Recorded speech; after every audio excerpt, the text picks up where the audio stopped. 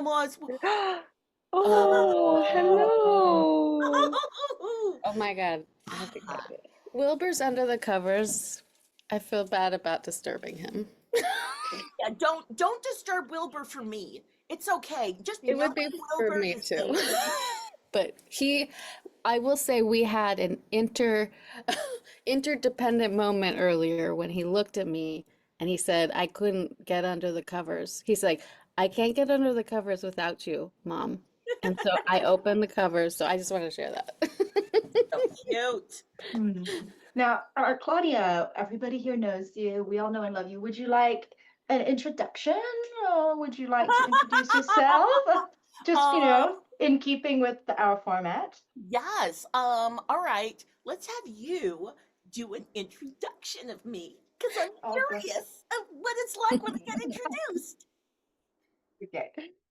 Let's see, how are we going with that? Do we need to give folks a few more minutes, perhaps? Yeah, let's give folks a few more minutes before we get going. I'm gonna fill. I don't know if this is a real drink, y'all, but I have been making ice cubes out of my coffee, and then putting those ice cubes in a cup, and then putting bubble water on it. And it is my new favorite snack. I love it so much. So I'm gonna go get some more bubble water because I'm doing it up this morning, fancy style. I don't know if this is a real drink. I made it up, but I think it might exist. I think that this is a thing. So good.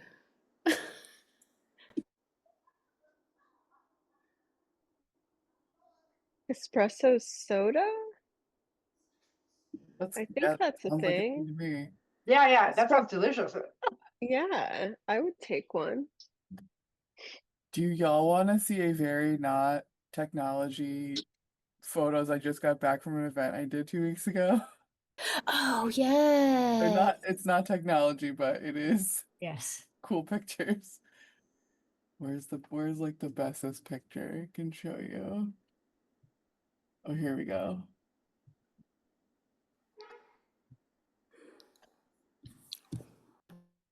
Um, I guess it's technology. Clothes are technology, sort of. It's just not computers.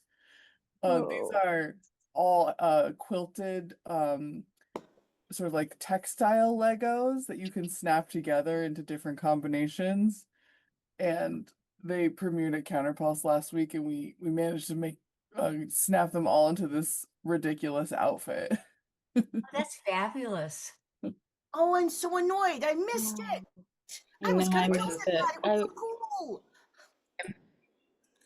I wanted to go too. I I wanted to go so I could try on. I've been watching your snap outfits on social media and I've been wanting to try it on. I definitely not only think that all fashion is technology, but access fashion is 100% technology. And you're using Whopper Poppers, baby. Whopper Poppers are technology. I love it. What are Whopper Poppers?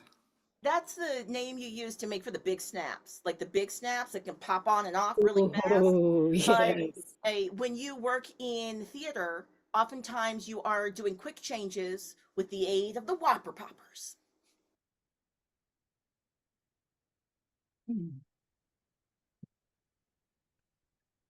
Hello, everybody. All right. Well, we're at 5 past. Should we begin? In consideration for our friends who are in somewhat later zones. Fantastic. So just to know everyone, Claudia is going to talk today, and then we'll take a break, and then there's some just stuff like to kind of a moment to recoup and discuss just this moment post kind of speaker presentations and everything that comes next. So after Claudia's talk and Q&A, have a break and reconvene to do that. All right, it is my great pleasure to introduce Claudia Alick, who is a national leader, performer, producer, designer, writer, designer, two designers, and inclusion expert. She is the founding producer of the transmedia social justice company Calling Up, whose projects include Accessible Virtual Pride, Producing in Pandemic, the Every 28 Hours Plays, We Charge Genocide TV, Justice Producers Collaborative, At the gala, Gaming for Justice on Twitch. And they work collaboratively on programs like Crip Create, the build convening with Fool's Fury, digital design of the Festival of Mass with LA Commons, among many other projects. Her practice is doing digital placemaking, creating gather town spaces for theater making, protests, and organizing. Claudia has directed numerous plays, and for our purposes, I'd like to highlight her role as a curator, access doula, and intersectional design specialist with Leonardo, particularly the CripTech Incubator, whose projects include CripTech Metaverse Lab, Fritsch Aesthetics, and our very own CripTech AI Lab. She's produced many artificial intelligence experiments, which she'll be sharing with us today, using visual art, animations, audio, and text, specifically for use with disabled community. And she's in an experimental AI dance project, Zero Remake Return, in May 2025. Claudia also acts as a consultant to funders and companies around the country. There are so many to name, so I won't name all of them. She's also a public speaker. Highlights include On Pleasure Activism with Disability Visibility Project and Integrated Community Services, AI for the People, Black in 2042, and the Smithsonian Afrofuturism series. Her online racial justice practice reaches thousands weekly. She produces performances of justice on stage, online, and in real life. With that, I'll hand it over to Claudia. Thank you, Vanessa. All right. And also, big thank you to Maya Mama, who's doing me the favor of capturing this presentation. And thank you for inviting me to talk about the AI art, because I've actually never presented on it before. This is my first time presenting on this practice, so I'm actually really excited about it. So I'm clicking the share sound button. I'm clicking the application window for my presentation. I think this is how I do it. Yes, yes, yeah. All right, and then we're gonna hit share. Okay. And then I'm gonna click the slideshow present button. Slideshow present. And I'm in a whole new world where I'm presenting a slideshow. Okay, I think I'm doing it. All right, so this is Claudia's presentation on my AI practice, and I named it Hacking Commercial Cultural Production Through Crip Technoscience Performance. So my analog aesthetic roots, I had to acknowledge that I do a lot of collage art. I do a lot of repurposing from corporate advertisements as an anti-capitalist gesture. I love photocopy aesthetic, like conversations with machines, and I'm also about the mixed media. So like this is a photo of the wall when I was this was during the Clinton years. So I shared a house with a bunch of people right after we graduated college, and they were handing out these postcards like you go to the club and there would just be a wall full of postcards that had cool art on them, and I liked them and I would take them and I would use them to decorate my home and my house. And so in this one says, I smile cause I look, and it says something, and it's like, so I like took it, cut it up, and like it's literally just taped on the wall. And when I moved, that got put in the garbage. Like that was no longer a thing that existed in the world. This is also a chapbook. This was made during the Bush years. I lived in New York, and that's the haiku scam. I was working at the American Foundation for the Blind as an audio engineer, and they would let me use the photocopy machine after work because they did not pay me well, and I was poor. And I needed to make a book of my poetry, and it's called the Haiku Scam because I photocopied it for free and did not claim it on my taxes. Also, almost all the artwork, some of it was original artwork from my friend, illustrations, but most of it was stuff we found and thought looked cool when you photocopied it. So that is the A-Team poem. This is the Rain poem. And again, that's like cut out from some ad that we found. We thought it looked cool when you photocopied it. This book was a book of poetry because we not only did my poetry, we published other people's stuff. So this was called Between Spaces by Kiana Brendel, and we were working with what happens when you layer paper, and like the machine was a little broken too, so it was giving me this really cool effect. And so I used the broken copy machine at the American Foundation for the Blind to do a huge run of this poetry book. And I enjoy having an aesthetic conversation with the machine. I also want to share this piece of vocabulary: supremacy culture. Supremacy culture is the overarching term I use to refer to the intersecting political ideology and systemic oppression that perpetuates and maintains the social, political, historical, and industrial white domination, ableism, heterosexism, patriarchy, capitalism, class, and gender oppression that we all be experiencing all the time. Supremacy culture works to maintain dominant distributions of power and resources, which result in the inequitable status quo of racism and injustice. And I came up with this term because I be having conversations on platforms that have a character count limit. And I couldn't be saying social, political, historical, industrial, white domination, ableism, heterosexism, it was too many characters. I just wanted to be like, yeah, that sounds like supremacy culture to me. What about supremacy culture in casting in Star Wars? Like, I needed this word. So, now I came up with hacking performance script technoscience when I was thinking about my AI work for this conversation. So I thought through ideas of crypt technoscience, but also tech, performance technology, terraforming prefigurations of disability justice, digital commons, and AI art hacking supremacy culture. And I made this image yesterday, and I was kind of delighted by it. I kind of enjoyed it. All right, so first, all the images in this presentation are Claudia images, except for this one.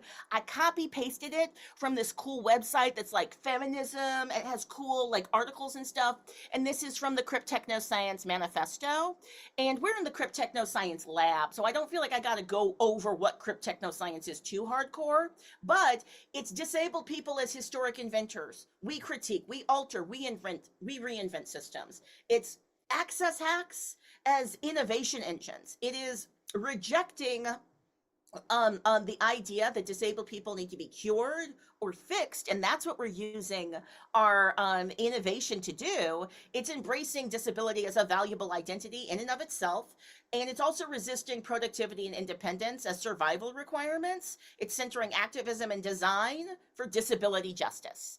And I love Crip Technoscience as a framework. I especially like that it is I find that disability technoscience has a bunch of traps, and when I'm inside that space, I'm doing disability dongle talk. I'm talking about making a wheelchair that can climb upstairs, and it's silly and it's not practical. And my work is practical, and also this lab is Crip Technoscience. What we are doing is Crip Technoscience, but the language still didn't feel like enough to me, because for me, technology is machine technology, but also there's organic technology, and then there's also social technology. So I use the word tech, which is traditional ecological knowledge. So like that is like the Three Sisters system. I don't know if you know about this. So like if you grow maize and beans and squash together, they make each other grow better. Like literally one plant gives shade to the other plant, and one plant does like nutrient stuff to the dirt to make the other plant grow good. And like that's science, baby. That's old school science. And what did supremacy culture do? Colonialists came in and said, oh, all that smart, awesome technology you have, it's primitive and bad, and we should do all this bad genocidal stuff that'll destroy the environment. So I am into tech, right? Like right now, the redwood forest is being managed using more tech ideas, right? And they are necessary. And I see like political administrations trying to get them to stop using tech. And I think we need to use tech to save all of us. I'm trying to base my digital and social model design on organic models that have positive and long-term outcomes. I spend a lot of time looking at the forest, looking at my garden, trying to figure out how to code something. But also performance is technology. I can change your body chemistry. I was diabolical back in the day. I'd have a 90-minute show and I'd be like, in a half an hour, Mark, I want everybody to reach for the tissue, but to not need it. I want to hear everybody go, at this time. I want them to go, I want them to feel like they're gonna cry and then cry hard, and then I need them to laugh and feel, and then everybody has to stand up at the same time. How do I get everybody to stand up at the same time? And this is all the same technology you do for a church event, for a political event, theater, but also like film, television, the way social media is designed. These are all using lights, sound, different inputs to the human body, also way other people are performing near and with you. Because like if we say the same words at the same time, our brainwaves sync up a little bit, right? So thinking of this as all performance technologies that are inside what I'm thinking of, And so much of my work is based in me doing live performance. I'm doing live stream performance inside, live stream and asynchronous digital performances inside these digital ecosystems, mostly because I'm stuck inside the house, I'm sick, and I'm publishing mostly on the internet. And these platforms are sites of supremacy culture and surveillance capitalism. So my posting is, posting is part of my performance and pedagogy. And I keep saying like I'm terraforming this ecosystem with disabled futures, anti-colonial critique. And then that also brings me to this idea of algorithmic genocide. So when I'm live streaming, there is an artificial intelligence engine that is moderating who can see my live stream, who gets connected to it. Same thing when I post on any of these platforms, who gets to see the post? Does the post get put on does the post get put in a place where people could see it easily? Or does somebody have to already know Claudia exists and know where Claudia lives to go to that space to see what Claudia published? And we found that when Claudia Alick in a live stream uses key terms that refer to the community that we are a part of, and the audience is dramatically, like we were doing a conversation about Doctor Who. And the last Doctor Who was a black guy. And the way they came up with this black guy is David Tennant, the old Doctor Who, a really old Doctor Who. They did something called bi-generation, where the other Doctor Who came out of his entire body. And it was the queerest moment. I was like, yes, Russell T Davies, who made Queer as Folk, of course you made this. And as I was complimenting a moment, they shut down my live stream access for 10 days. And I wrote the platform and I was like, I'm part of the queer community. My entire audience is part of the queer community. You said that I did a hate speech. Your artificial intelligence machine said I did a hate speech. I clicked the appeal button and your artificial intelligence Kafka-esque room in 30 seconds said, nope, you did a hate speech. You don't get to talk to your audience for 10 days. And when you disallow us from using key terms, the same thing happened when I was reading is it Ellie Claire or Eli Claire? I don't know how to pronounce people's words because I learned from reading, everybody. But we were reading this Eli Claire essay about disability and like climbing a mountain, and it was real good. And my audience was into it. And we were thinking about ideas of trans and gender representation as well as disability justice. And in the middle of the live stream got cut off, said we did a hate speech. I was reading from the essay. I was reading Claire's words, and they wouldn't, and I was prepping for us to do an accessible virtual Pride presentation where we were going to be live streaming all of our work. So the result is, if we use key terms that talk about ourselves, they suppress distribution, which means that we get silenced. And if you disappear us online, it's a lot easier to disappear us in the meat space, in the physical space, in the real world. And the term digital kettling is another term I came up with, which is you get associated with accounts that are like yours. So if I make a pro-Palestine post, there's going to be a couple hundred people who get to see it and have reactions to it. Just a couple hundred. I have 47,000 followers. That's ridiculous. I can see it in the analytics, what's happening, right? So how can I hack for justice? What are some system hacks that we can do to disrupt all of this? So now we're actually getting into my artwork. I apologize. I hope I'm managing time well. Okay, so I came up with talking about Claudia's work in 4 phases. I was already studying artificial intelligence stuff. Like, I was already obsessed with it and concerned about it. But I would say this work began when models became commercially available or available to the public. So I'm naming 2022 as a start date, even though there was a lot of ideation and thought exploration, reading books and stuff before this. So phase 1, corporatized cultural production experiments and impacts on marginalized communities. Phase 2, original aesthetics and ideas. Phase 3, case studies, labor solidarity. And then phase 4, which is the one I'm inside right now, is movement work, interrogations, transmedia explorations. Okay, so phase 1 goals were, I wanted to test AI to see how it was going to threaten creative jobs, how it was going to exacerbate all of the problems I already saw on the internet and the real world with supremacy culture. But also I was like, can it make my life easier with accessibility? And also to a certain extent, I was already using some tools for my access needs that would have been labeled AI, that you label AI now. But I was using them like my talk to text tools are all artificial intelligence labeled now, but they weren't when I first started using them. I'm examining how platforms were handling corporate IP and copyright guardrails. I was curious about, are they protecting Disney's IP? Because I already know they stole all my stuff to build this machine. And also, let me use corporate IP to experiment with before I use my own stuff to just test out how these platforms work. So I did live streams where we'd be like, make me a story that does this. And we'd say, do a story with Yoda and Loki. Yoda and Loki. And I'd be like, hey, audience, what are Yoda and Loki doing? And they're like, they're having a dinner party. They're going grocery shopping. So we did these experiments. We had these really intense, interesting conversations while they were happening. But then the ephemera, the result was all these stories and all these pictures and all this stuff. So we collected them. So if you go online, you can download the Yoda crossover fanfic collection, the Star Trek fanfic collection, and the Doctor Who fanfic collection. And they are free to download and access because it's fan fiction. There's also a bunch of videos that we did. Now, so there's the fanfic collections for Doctor Who, Yoda crossover, and Star Trek, right? And of course, we were messing with the platforms also to be like, hey, what can you do, Dolly? This was like 2022, so we were like, hey, we are like making in. I used a bunch of platforms to try to make Yodas. Yoda was very difficult to produce. Yoda's a complicated little figure. Okay, so results from phase 1. See if I'm gonna hit play and see what happens. I wanted Bill Potts of Doctor Who to be my favorite companion, but there just weren't enough episodes with her in them. It felt like the showrunners weren't holding her character with thoughtfulness, and neither was Doctor Who, frankly. It felt like they weren't thinking about her as a black woman and as a lesbian, and oftentimes her story was. All right, so I could keep playing. I have so many examples, so I'm not going to play the full examples.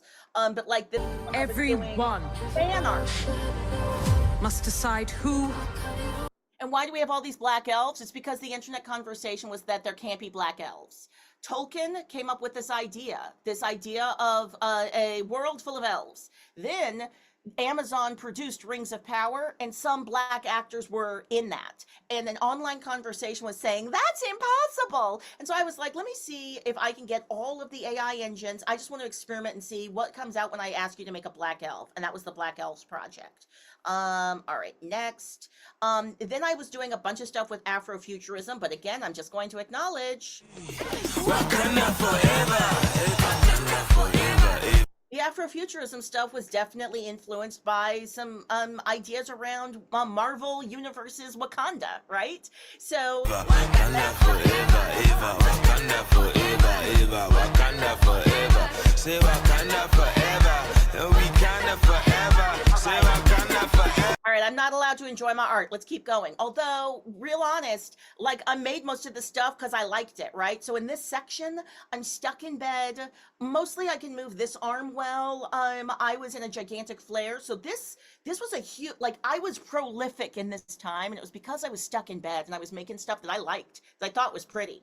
But I was also producing more critical writing, and then I did a big video game design project with Maya Mama. Again, just exploring more aesthetics and ideas and creating work that's just purely Claudia likes how this looks. The music you hear is McKenna Alick, my other sister. Yeah, I'm nepotism. So my sister's a musician, so I used her music. And I made a collage, and then I took that collage that Claudia made and I fed it through an image generator, and I came up with the image I liked the most, and then I took that and I replicated it over and over again. And then I fed that through another website or another tool that lets me edit video, and added some like effects and silliness to it. But like, is that artificial intelligence, those machine tools I'm using? Who knows? But this was the result, and the outcome was just dreamy stuff. So like for a couple of months, I was just filling social media with images of black women and black people and blackness, and some.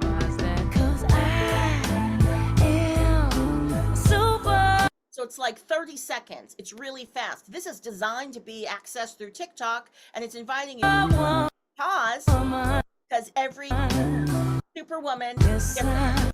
And I loved that, right? But then also, when day comes, we ask ourselves, where can we find light a global in this pandemic that's caused so much pain and loss. the and a loss long we overdue carry a reckoning with our sea we country's must history wade. of We've racism and braved the inequality. belly of the beast. So, if We've any of you learned are that scared quiet or isn't confused always or peace, angry or and the just plain norms and overwhelmed notions by of what all of it, just is I want you to know you're not isn't alone. always I am just feeling it too. is. I think we all are. And yet I've been the so dawn That's 10 minutes. We don't have time to explore the whole thing, but it's lovely. And it has, like, I took Stacey Abrams' voice, and I took Beyonce's voice, and I took Oprah's voice, and I just took a bunch of fabulous, famous Black women's voices, and I stuck them in here, and without permission, without rights. So I don't even know if I can share any of this art, really. And I was mostly kind of making it to, like, tickle my brain and make a thing, right? At this time, there was also a period of time where Black women on TikTok were fighting the algorithm. They were making so we couldn't get followers. So we started the Black Lady Follow Train. So I've been thinking about the Black Girl Follow Train for quite some time. And for those who are not familiar, Black women have come together to follow each other, build each other up, and support each other. And in case you're wondering why, well, it's because we don't have anything that has not been stolen from us. That is Empress Onyx. And so I took Empress Onyx's voice, and I took one of the, on TikTok, there's often a video that people will use and do different voiceovers on it. So there was a video of a Black lady in a boat, and that was the video people were doing Black Lady Follow trains to, which I thought was funny, because I was like, that's not a train, but okay, it's a Black lady in a boat, maybe escaping slavery, I don't know. So I took that, and again, did that thing where I'm making lots of iterations, and then I'm making an animation out of those iterations, and this one for the Black world. If you're a woman and you're Black, I'm following back.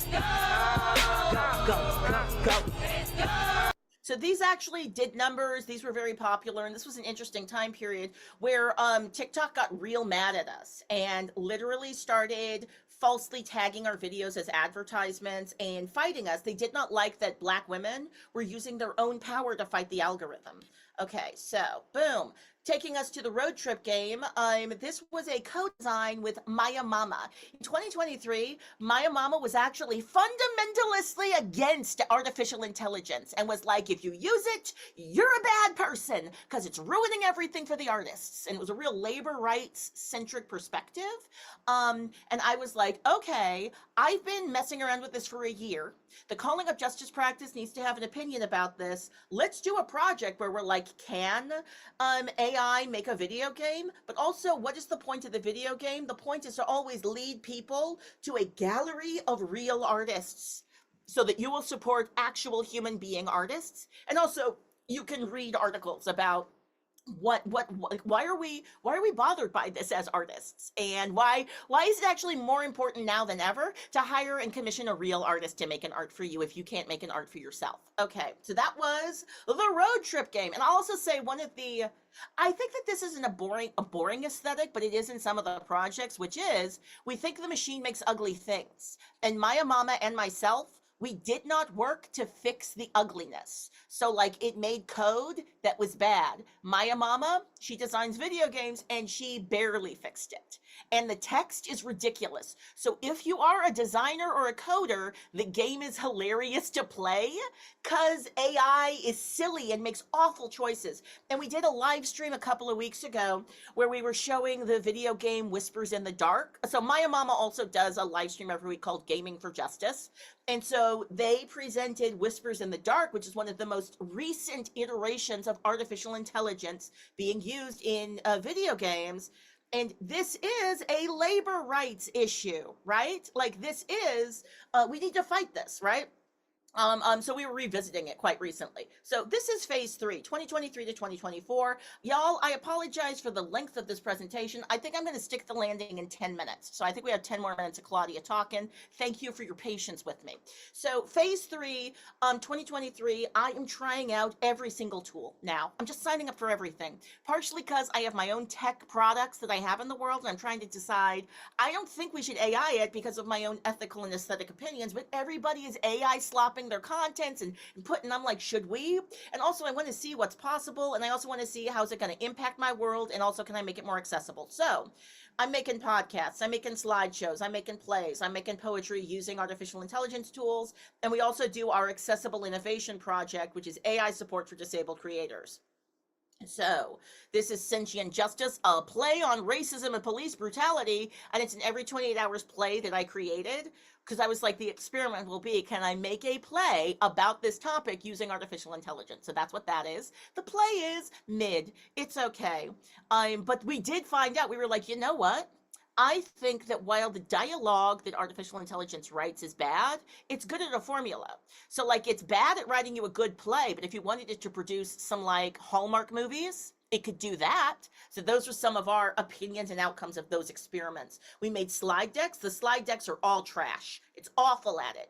Even Prezi, that does really dramatic choices, because the data set is racist, it makes me bad slide decks. Maybe it would make a white dude good slide decks, but the slide decks it makes for me are always kind of wrong in terms of disability representation or racial representation.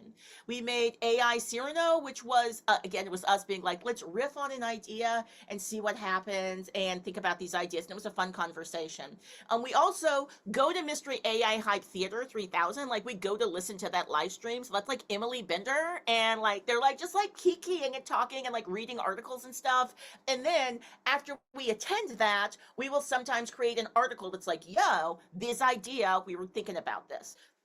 I did an experiment where we were testing, this was like one of the Star Trek experiments where we said, list us all the black characters in Star Trek, because we'd already determined it's good at Star Trek IP, but it was bad at race. So it was like saying, Majel Barrett is a black actor, and we're like, no, that's wrong. So the article we got out of that was AI and the reproduction of supremacy culture ideologies. So there's some layered stuff going on, right?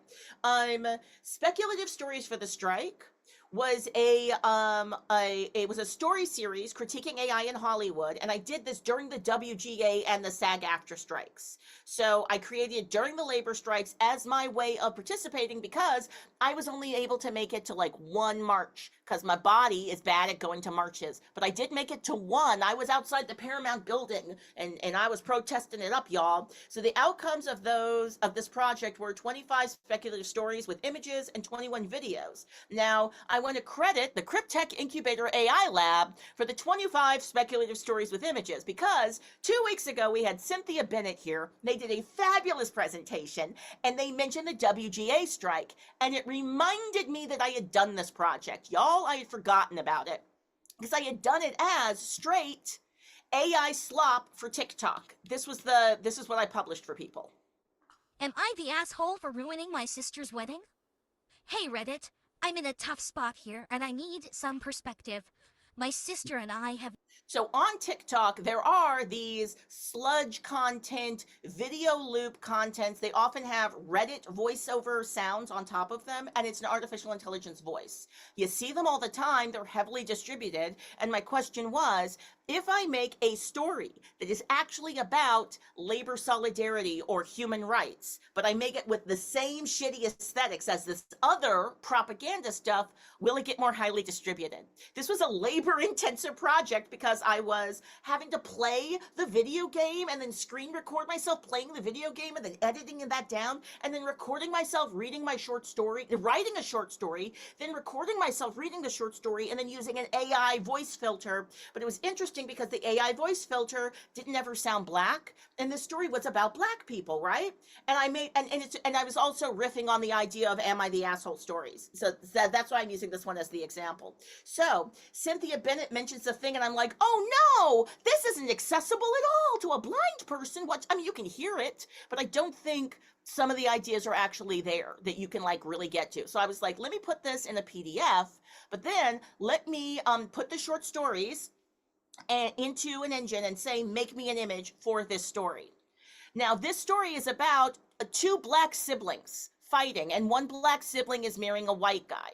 The first image, you'll note, has a white lady. That's a white lady in this shot. And then I did an image description and described her as light-skinned.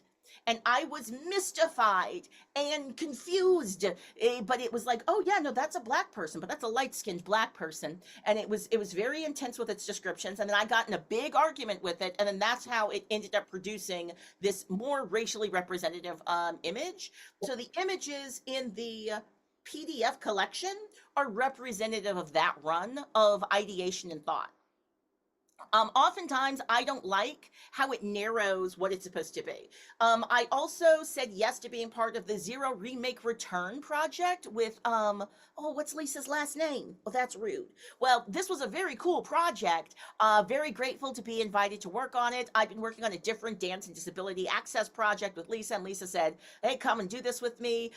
Lisa, the project was come get together in the studio at Berkeley University, but the room was not COVID safe. So I was like, I will join you through the laptop. And then it was like, do all these AI experiments where somebody comes in and their AI engine, they trained an AI to make a dancer that moves like they move, and then we're supposed to look at it and move like it's moving in the room. Somebody made an AI that'll look at you dancing and describe how you're dancing. Somebody made an AI that'll look at you and tell you how to dance. And so we had all of these different experiments that were led by different folks. I decided that my experiment, since I was at a distance and I was struggling with I'm inside the computer, I'm a body inside the machine, I'm feeling distant and disconnected. Oh, also somebody also wanted to do an Octavia Butler experiment.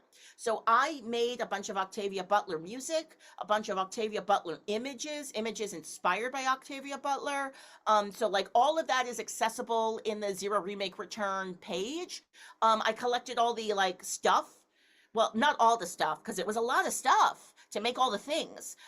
So like there's videos. The videos are like the main point. And then these iterations are just examples of some of the things I made that made the videos. Like videos, image stills. But this video is kind of an example. I hope this isn't too loud.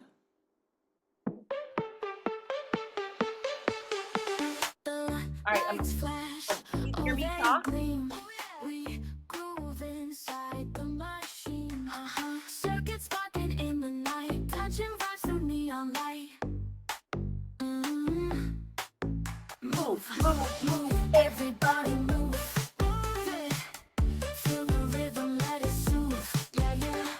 AI dancing in the stream, body rocking in the dream. It's a terrible song. I used artificial intelligence to make this song. So I asked the dancers in the rehearsal room, please record yourself dancing.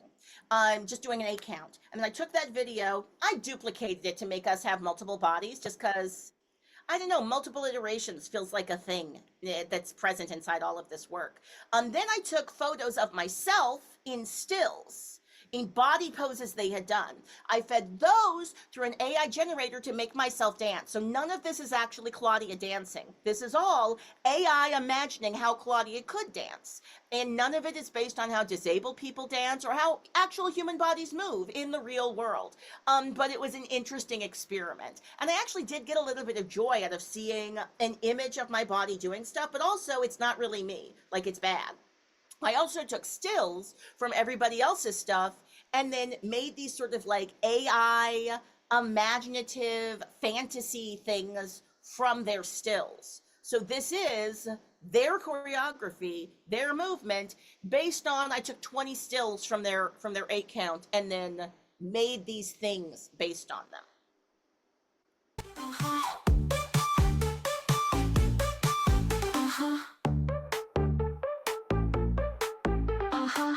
All right, so that's that piece. Also, we've been working with the Ecological Justice Convening. I'm talking about AI and environmental impact.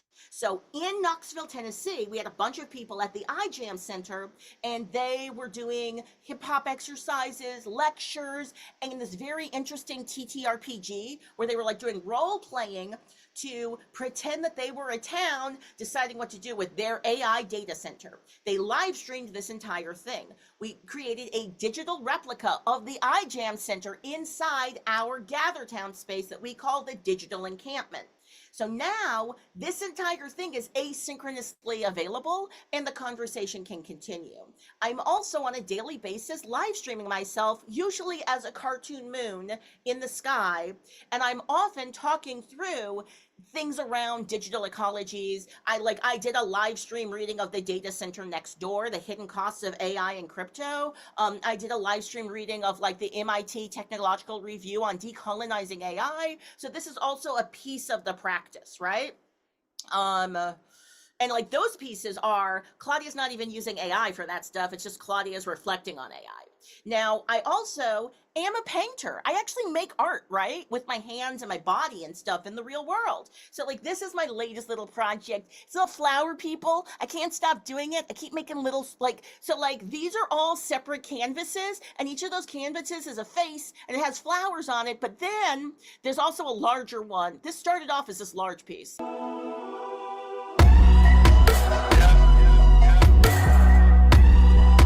She can transform into anything she puts her mind to.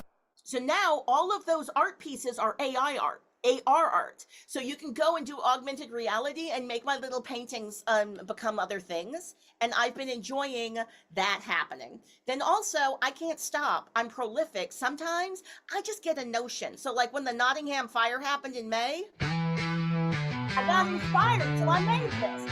I just took photos of a plantation, Nottingham plantation burning down. The sugar cane stood tall. It made me happy. It tickled me. And I was like, hey, AI, make me this dream. Because I think this is funny. It makes me happy. I want to see flames.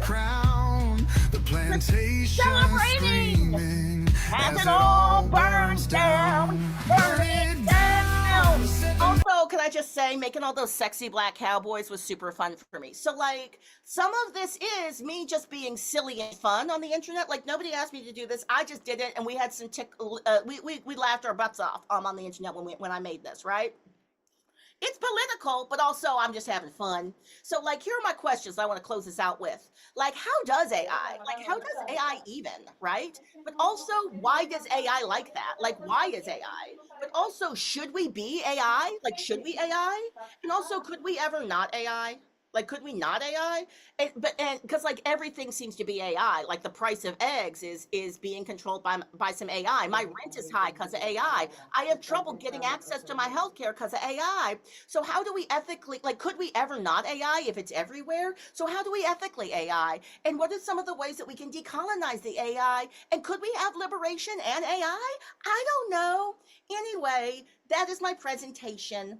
And it did take me a full 43 minutes to do it, y'all. I apologize for the length, but I'm so happy to be able to talk about hacking Crip Technoscience performance through artificial intelligence. Thanks for listening to me. Woo! Yay! That was excellent. I especially love that you started out talking about collage, because I think collage is like the pivotal conversation around AI. Like the whole history of AI is collage. The whole history of most technology design is collage. The whole history of collage itself is about the criticism of the use of pre-existing materials, and like how pre-existing materials can be used. I think it's like so central to this whole conversation. So I love that you brought that in. And I just wanted to ask you, like, do you feel like collage history, like, are there artists from history that you're looking at, collage artists, like, especially, like, I don't know that much about like the history of Black collage art, so I was just like curious if you feel like you're in relationship to existing artists. I'm real ignorant. Like one of the places of my visual art practice is that like I am deeply informed for my playwriting, and I've studied that. I just be making drawings and stuff and putting, like, collage happened because I wanted my wall to not be blank and I had no money. I wasn't thinking that I'm a collage artist. I was not thinking of myself as a visual artist back then.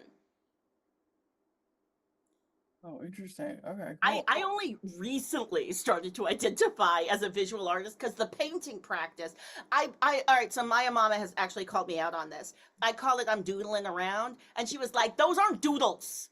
You can't call it a doodle anymore. It's on a canvas. And I was like, yeah, I'm just, making a pretty thing so it'll look nice on my wall, but it's an art practice.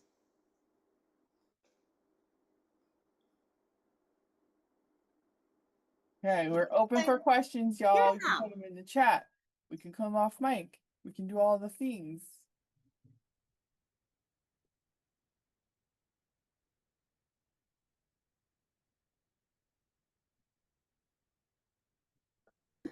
Too much silence. I'm jumping in. I was gonna say I have a question too, but go Oh, ahead. go for it. No, Tanya. you go first if you have a question. I just go ahead. Oh, I had kind of a clarification question, I guess. I didn't understand, or first of all, thank you so much. This was really entertaining and interesting at the same time.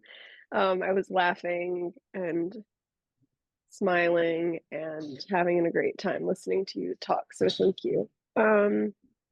I was wondering, can you just say a little bit more about this live stream recordings of the AI data center next door project? Like what was that about? So,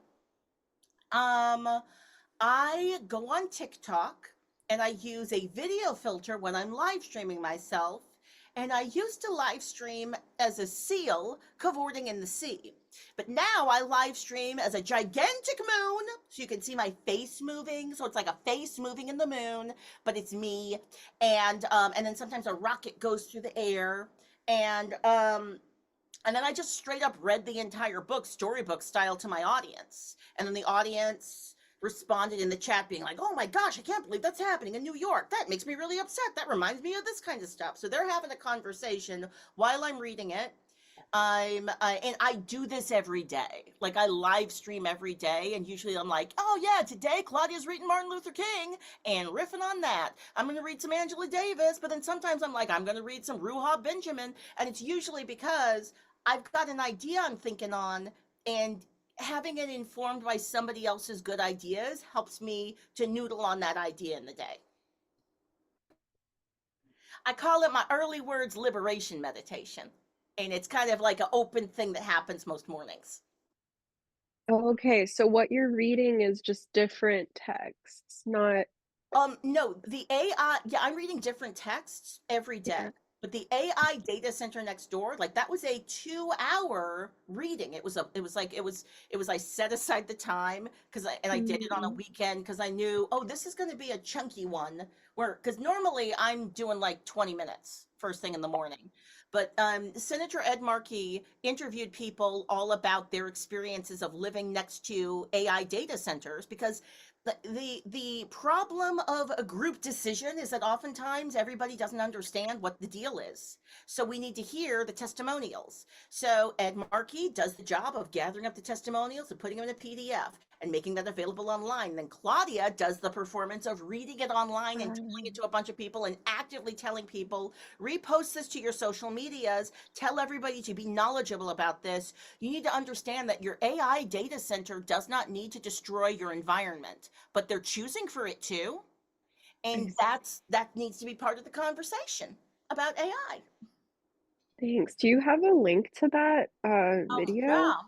I would love to watch that. Well, not to the video, because I decided I do so much. It would be wild if I was publishing all this stuff because it's every day. So I just told everybody, read the book for yourself. So I did not download and share that live stream, actually. I didn't do that one. Okay. Yeah. Okay. Well, if you have a link to the book later, that drop it would in the be chat. amazing. I'd love to read that. Thank you. Heck yeah.